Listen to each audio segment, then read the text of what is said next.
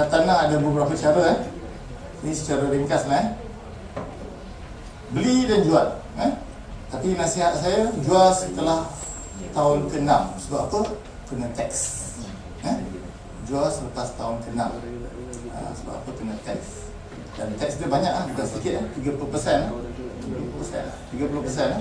Pada tahun pertama, kedua dan ketiga. Kalau you beli rumah, you jual, you kena income tax. Tax ni the tax immediately.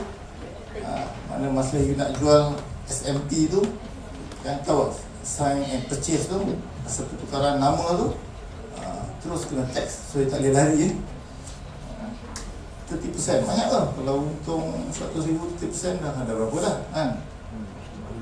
Okay. So beli and sell. So elok kalau nak beli dan jual, elok beli rumah terrace ataupun semi-D. So you beli rumah katalah semi-D, you duduk 5 tahun, 6 tahun, lepas tu you jual. InsyaAllah untung tak rugi.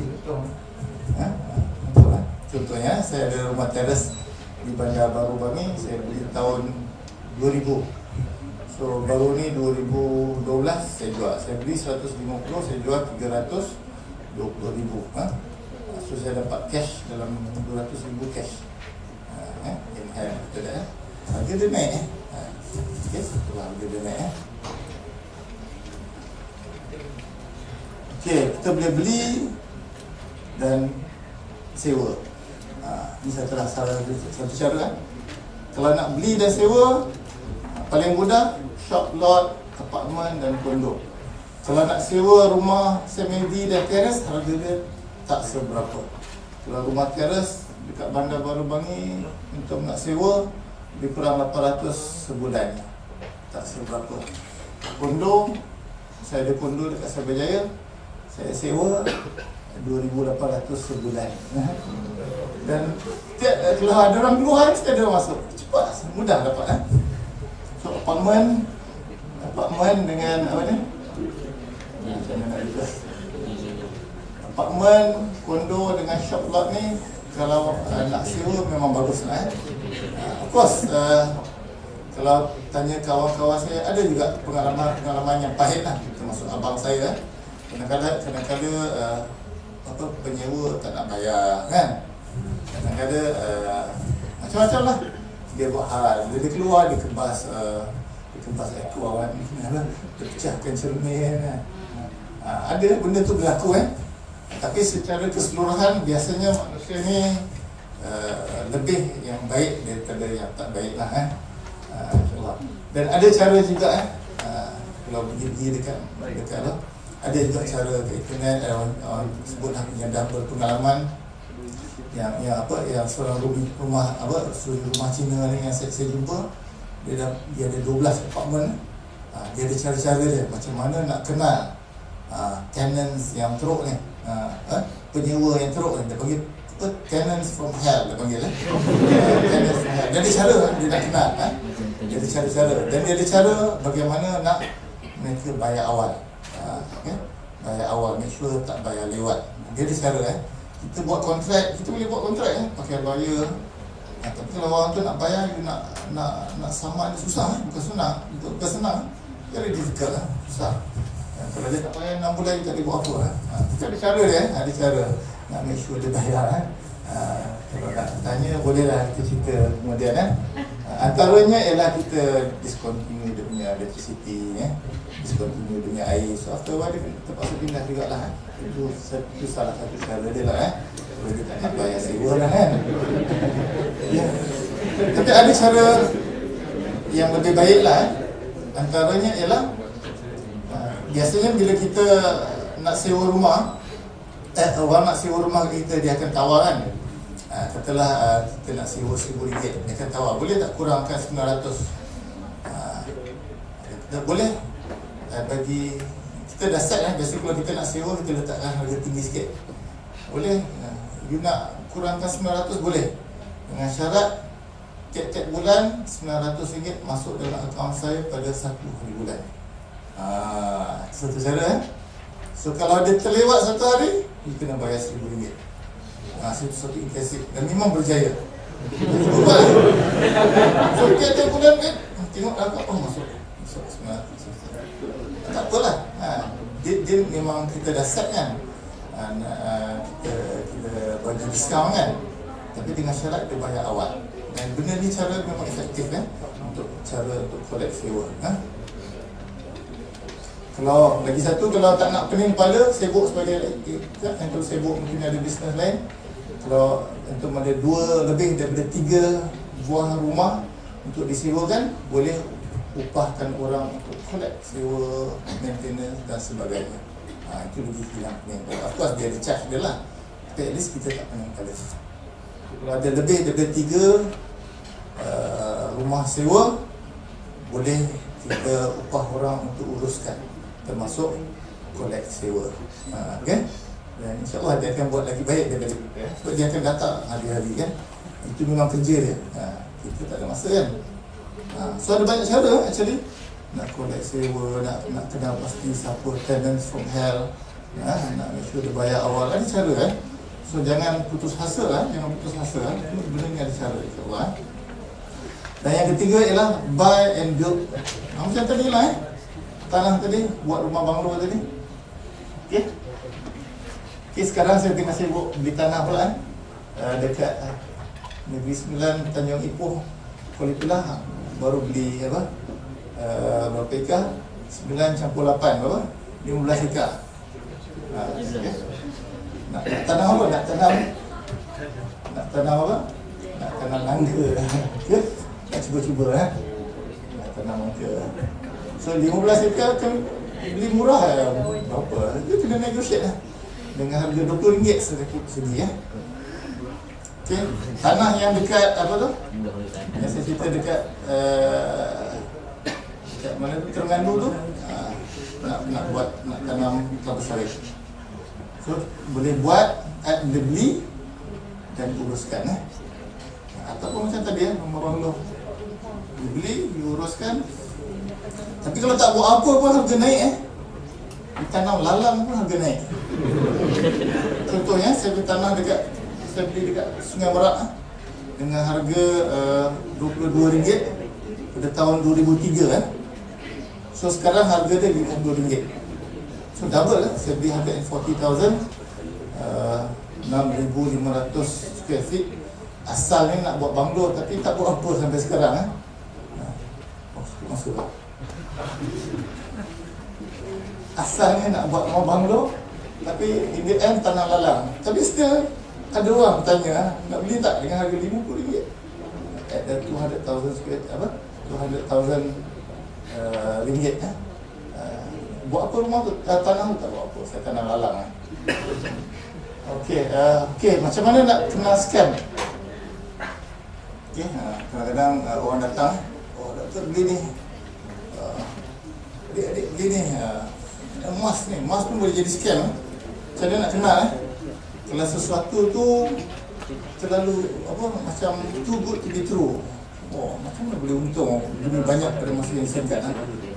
Jaga-jaga dengan scam termasuk emas dia kata boleh keuntungan 40%. Biasanya emas kalau untung dalam paling banyak pun 8%. Kalau harga dia naik sama amanah saham 8%.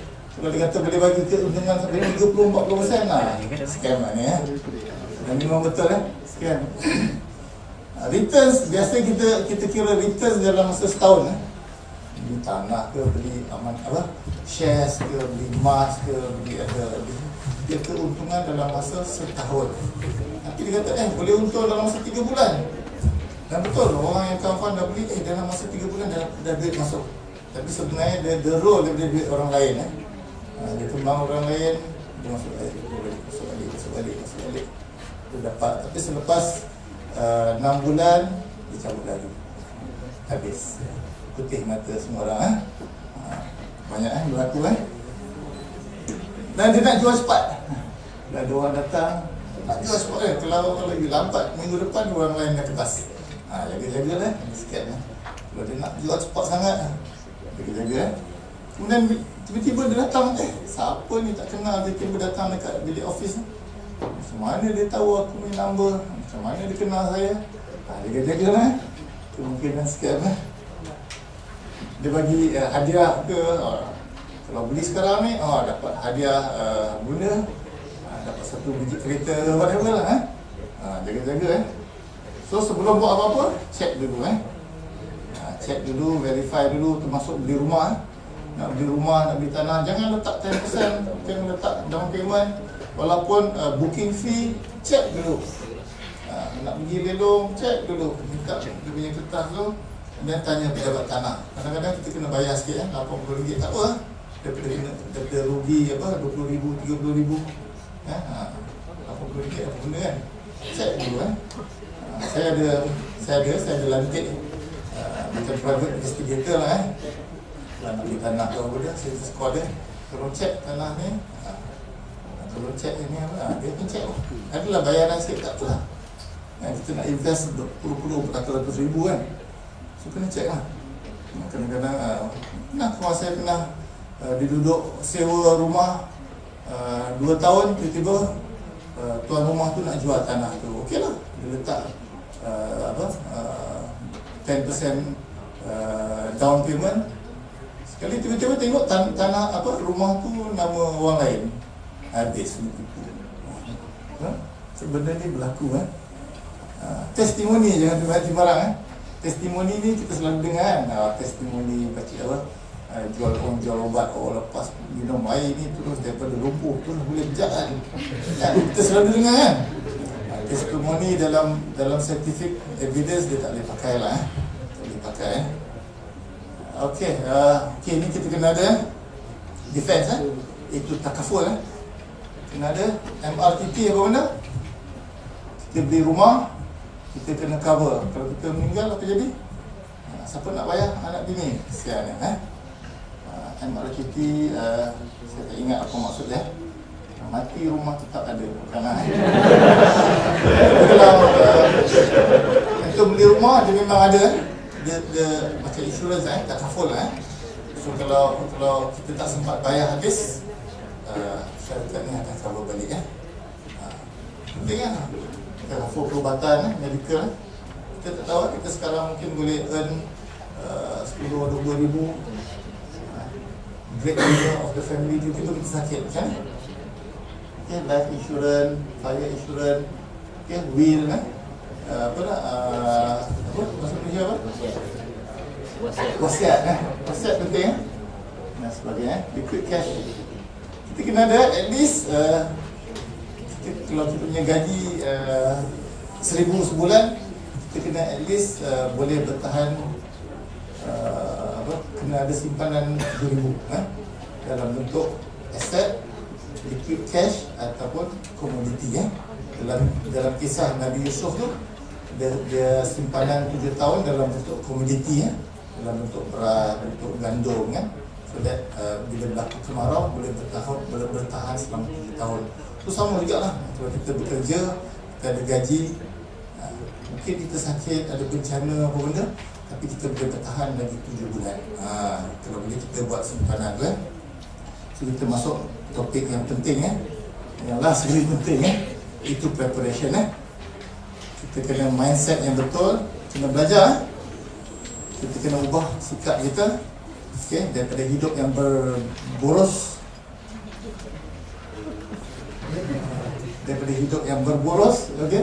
kita kena ubah sikap kita biasa tak kalau okeylah saya dengan isteri apa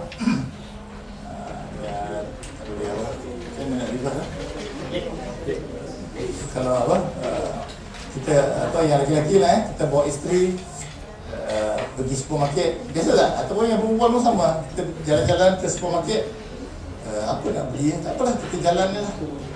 Tapi bila kita keluar supermarket, penuh bawa barang biasa kan? Menunjukkan apa yang kita beli itu tak perlu, betul tak? Kita tengok macam mana Rasulullah pergi pasar, dia berbincang dengan isteri dia kan. Dia ada list, dia tak tulis lah tapi dia ada list barang-barang yang nak beli, baru pergi ke pasar. So dia tidak tak berboros ataupun beli benda yang tak perlu kita kena ada savings. Nak cerita sikit savings very important sebagai student. Macam mana you all nak buat savings? Macam mana nak buat savings?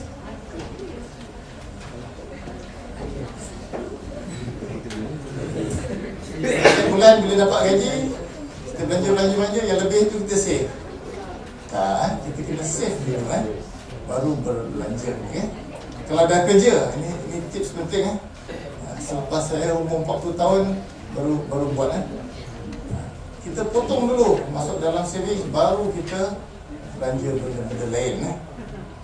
Okay, so kalau antum kerja dengan kerajaan ataupun private company, apa yang antum boleh buat ialah bila gaji masuk, terus potong masuk ke tabung haji. Ini something yang very simple masuk ke tabung haji. Taruhlah kalau gaji kita katalah 4,000 sebulan, taruhlah RM500 ke dalam tabung haji. So benda ni, you punya accounts, you punya bahagian finance, human resource boleh buatlah terus, boleh potong terus masuk dalam tabung haji. So dalam masa 2-3 tahun, insyaAllah banyak InsyaAllah boleh banyak kita simpan duit So itu satu cara kita potong dulu sebelum kita berbelanja. Lepas tu baru belanja lah. Kalau tak cukup, dan kita kena berjimat lah So kena save dulu sebelum belanja. Kalau katalah kerja sendiri, buat bisnes sendiri, tak ada KWSP, boleh juga masuk tiap-tiap bulan suruh buat bank, kita panggil apa? Bankers order. Terus masuk ke dalam, buat potongan masuk ke dalam tabung haji contohnya lah ataupun masuk ke dalam fixed deposit. Boleh juga tahu tak apa benda fixed deposit? Fixed deposit akan memberi keuntungan sebanyak 4%, 4%. Kalau bank simpanan nasional, bank biasa dibagi keuntungan 2% saja. 2% adalah inflasi so actually tak untung inflasi 3%. So bank bagi interest 2%. So actually tak rugi so, kalau masuk dalam fixed deposit baru dikira sebagai keuntungan 1% baru. Tapi kalau masuk dalam tabung haji dapat untung 5%, lebih sikit So awal-awal potong so that you ada simpanan Mana tadi? Ni ke? Bagi jauh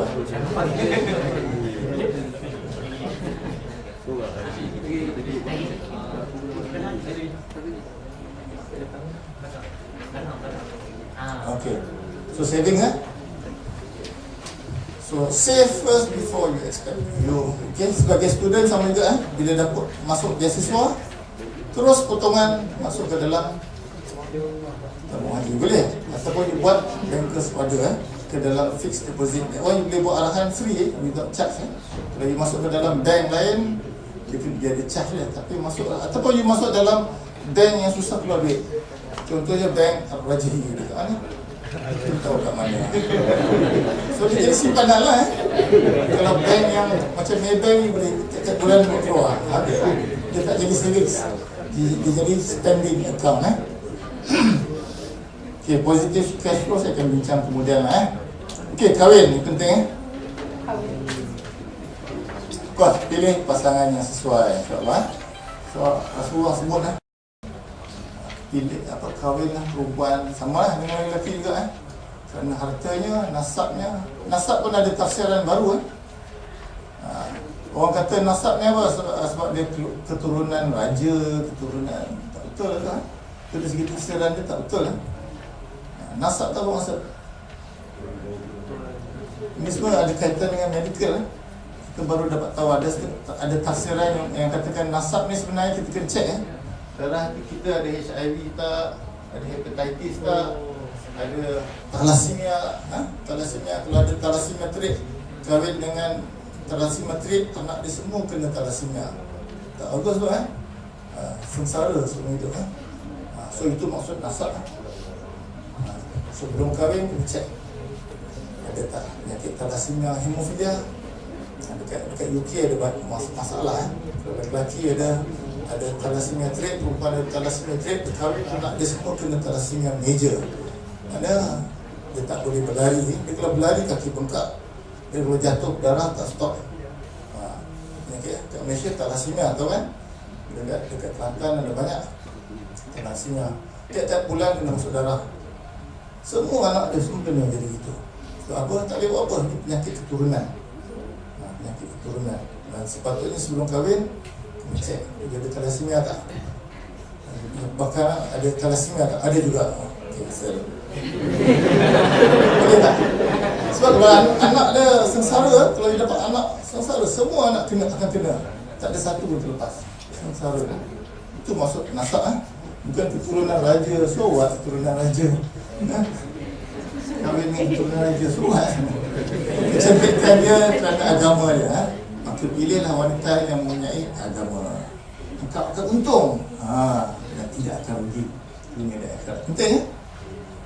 Okay. So, okay, sekarang kalau tengok dekat dekat TV kan, orang glamour artis tak payah ikut sederhana kahwin. Saya cadang anak saya kahwin nanti, saya nak buat high tea saja. High tea. Tengah hari masa akad nikah, lepas tu jamuan makan habis. Boleh tak?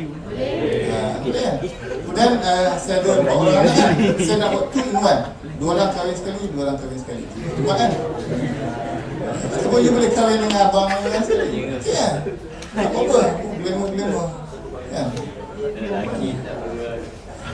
Okay, elak ke pinjaman Ada dalam surat khabar keluar, buat pinjaman sampai personal loan sampai RM80,000 untuk kahwin. Lepas tu siapa nak bayar? Mak awak dia bayar. Ada lah. Sendiri bayar Misal bayar. Itu yang gaduh tu kan, kadang suami isteri gaduh sebab siapa nak bayar? Okey, kereta ni panjang cerita. Kereta baru dan terpakai.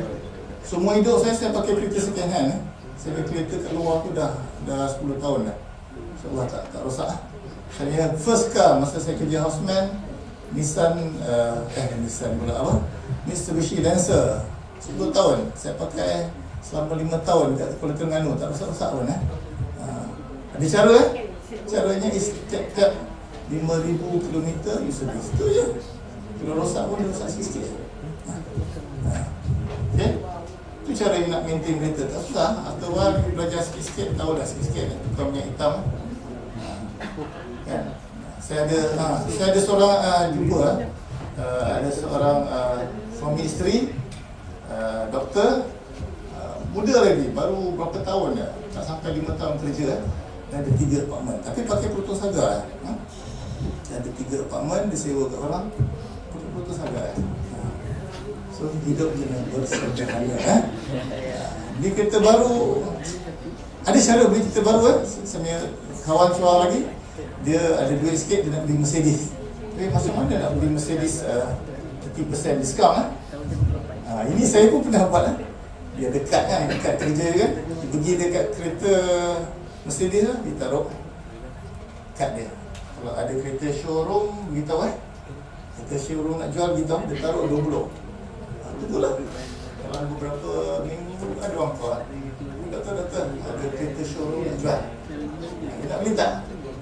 Kereta baru kan, dapat kereta display tapi dapat 30% diskaun. Okay? Itu itulah, saya buat sendiri dah buat dah. Saya baru lagi buat dalam last month. Saya just nak beli kereta untuk anak kereta kancil, bukan kancil, Viva nak beli kereta baru lah takut dia tak pandai servis so, saya beli kad saya beli 10 ya, kedai Produa tu tak sampai 3 hari dah ada orang call dia kata nak jual, nak beli kereta showroom. Okey lah untuk anak pakai kan. Tapi kereta baru kan, kereta baru 30% diskaun. Okay?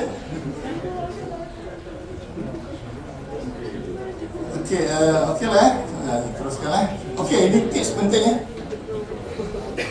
Ni Warren Buffett orang yang kedua paling kaya di dunia. Never depend on single income. Make investment Tadilah investment pada emas, amanah saham ataupun hartanah. Pasif dia ada kerja. Dia buat second one Spending. If you buy things you do not need, soon you will have to sell things you need. Ini maknanya beli barang yang unnecessary, membazir. Betul lah. Kalau kita punya bila saya nak pindah, biasanya lah bila nak pindah rumah, kadang-kadang barang-barang apa pun ada lah barang yang kita buang, tak benda. Baru ni pergi dekat banjir dekat Kemaman, tengok barang bersepah banyak. Dia pun orang rumah pun kata, entahlah apa benda saya beli selama ni, barang ni bukan pakai pun, nasib baik banjir. Kita tak buang sebenarnya. So banyak benda yang kita beli tak pakai, kita membazir. Do not save what is left after spending, but spend what is left after saving. Okay? Okay, faham? Mana bila gaji masuk, save dulu, baru you spend. Okay? Itu penting. Itu cara nak buat saving. Kalau you spend dulu, lepas tu nak save, jangan harap lah. So bila gaji masuk, you potong dulu, masuk dalam mana-mana tabung haji ke Al-Rajihi punya bank ke, so that fixed deposit ke, so that you tak boleh touch duit tu, baru you spend yang selebih. Itu cara you nak buat saving. Do not take risk dengan segala investment you taruh kat satu benda. Benda tu bungkus, habis lah. Kan Warren Buffett invest pada 20 syarikat 18 bungkus, tapi yang 2 untung pun cukup untuk membuat keuntungan. Do not put eggs on one basket. Okay, berbagai kan. Okay, honesty. Ini dari segi bisnes, kena cari orang yang beramanah. Susah. Kadang-kadang kawan kita, adik-beradik kita tak beramanah. Kalau jumpa seorang yang beramanah dalam bisnes, buat partner, insyaAllah dia akan beramanah. Ini lebih kurang lah. So kalau nak buat apa-apa investment, kena study, kena ada savings. Okay, ni opportunities comes and goes. Ini pengalaman saya lah. Kalau kita hidup, mesti ada satu opportunity. Tanah murah, kereta murah, contoh yang lain mesti ada. Orang tu nak jual, nak lelong, dia nak pergi ke Australia, kereta rumah dia nak beli. Study dulu, study dulu, tengok dia duit cukup. Kalau terlepas tu tak apa. Minggu depan ada satu lagi. Opportunity sentiasa ada. There is no such thing as the only and the best opportunity. Opportunity sentiasa ada. Kalau you miss nak beli satu tanah, nak beli satu rumah, nak beli kereta, don't worry. InsyaAllah minggu depan, bulan depan, tahun depan ada lagi. Kadang-kadang lebih baik lagi daripada. Itu untuk pengalaman kami. Opportunity itu sentiasa ada. Okay. Concentrate rather than diversify. Tadi ada banyak cara nak buat banglo ke, nak apartment ke, tanah ke. So saya punya kawan seorang tu dikonsentrate rumah banglo. Seorang kawan tu dikonsentrate property sawit. Dan yang perempuan Cina yang saya sebut tadi dikonsentrate sewa apartment saja. So dia boleh go further with that. Kalau dikonsentrate, so ilmu akan bertambah dalam bahagian tu. Rather than you buat semua benda and then tak ke mana.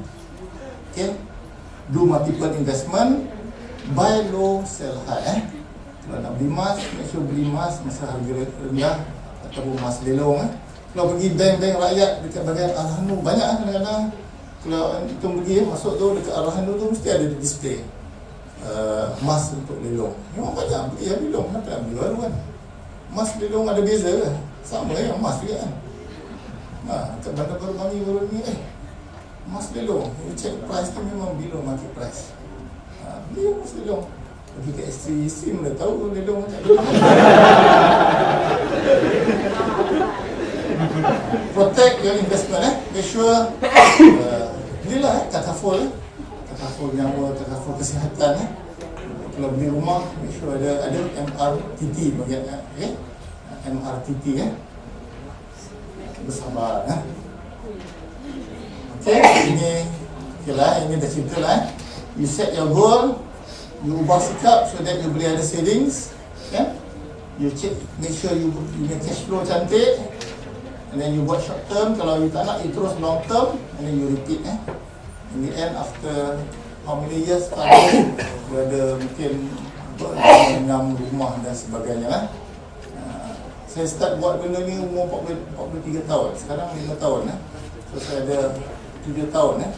Alhamdulillah saya ada beberapa ekar tanah dekat apa tu, Terengganu, dekat Negeri Sembilan, Pulau Pilah, dan dekat Bandung. Dekat Bandung ada cerita best ni. Ada 15 hektar tanah. Ada kelapa